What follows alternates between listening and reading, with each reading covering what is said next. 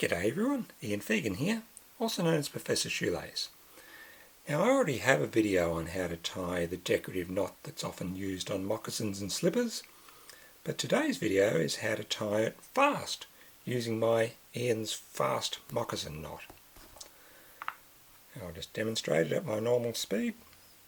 Loop, tuck, and transfer, pull tight. That was a bit rough, but let's show you that in some more detail. Step one is to find the longer end. You usually find that one end is a bit longer than the other, and that'll be this end. Step two, we create a loop somewhere near the end. In fact, I'll do that a little bit closer to the end, and hold the crossed over part with those two fingers. Now we tuck that whole loop behind this vertical, and at the same time we take the other end, form that into a loop and feed it through. Now once that's fed through, we can take this vertical and push that through from the other side. So now we've got a loop coming out the right side and a loop coming out the left side.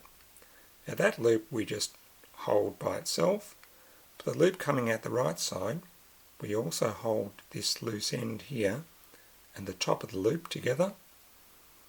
That makes it easy to tighten everything down. And a bit of adjusting at the end, and you've got your finished knot. Anyway, that's Ian's Fast Moccasin Knot. For normal use, well, you don't really need a faster moccasin knot because you tie it once and that's done. You don't actually tie this knot every day. But in factories where they tie tens of thousands of these, this would certainly be a handy knot to use. I don't know if they already use this knot, but my own research shows that this is probably my own unique technique. Anyway, that's Ian's Fast Moccasin Knot.